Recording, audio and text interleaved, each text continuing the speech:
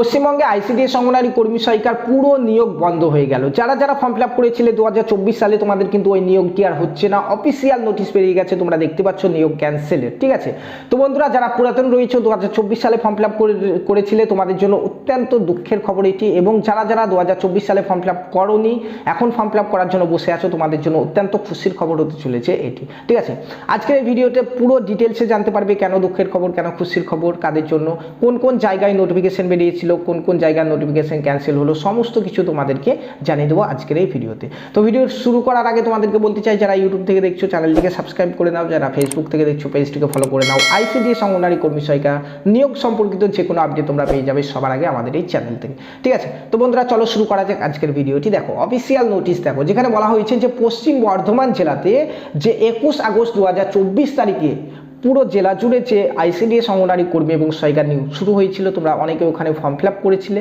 ঠিক এক্সাম হবে সেই টাইমে কিন্তু ওবিসি সার্টিফিকেট কেসের জন্য কিন্তু আমাদের এই নিয়োগগুলি সব বন্ধ হয়েছিল।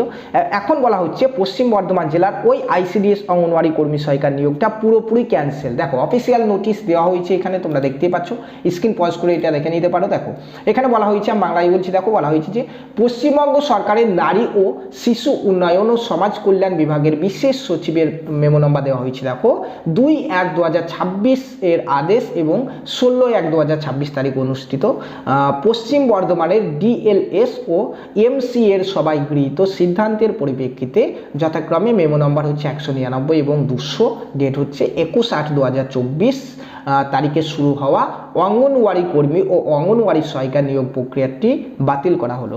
2024 সালের 21 আগস্ট যে আমাদের বেরিয়েছিল, নোটিফিকেশন বেরিয়েছিল পশ্চিম বর্ধমান জেলার জন্য আইসিডিএস অঙ্গনওয়াড়ি কর্মী এবং সহায়িকা, 9টি আলাদা আলাদা প্রজেক্টের তরফ থেকে এই নোটিফিকেশন এসেছিল। পুরো জেলার ওই নিয়োগটা কিন্তু ক্যান্সেল হয়ে গেল, আবার নতুন করে ফর্ম ফিল আপ হবে সামনে।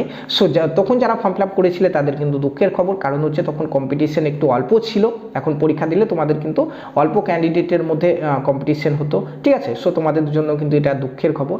এবং যারা নতুন ক্যান্ডিডেট তখন ফর্ম ফিল আপ করতে পারোনি, ঠিক আছে, কিংবা তখন হয়তো উচ্চ মাধ্যমিক পাস করোনি সেই জন্য ফর্ম ফিল আপ করতে পারোনি, এরকম যারা আছো তোমরা কিন্তু সামনে যখনই এই নোটিফিকেশন আবার বেরিয়ে যাবে, ফর্ম ফিল আপ শুরু হবে, তোমরা প্রত্যেকে ফর্ম ফিল আপ করতে পারবে। ঠিক আছে, এখানে কিন্তু কম্পিটিশন আগের তুলনায় অনেক হাই হবে। ঠিক আছে, সো ভালো করে তোমরা প্রিপারেশন নাও, সামনে কিন্তু আমাদের ফর্ম ফিল আপ শুরু হয়ে যাবে, নতুন করে ফর্ম ফিল আপ নিয়ে কিন্তু আমাদের এই নিয়োগ প্রক্রিয়াটি এগিয়ে যাবে। ঠিক আছে, আগাবে।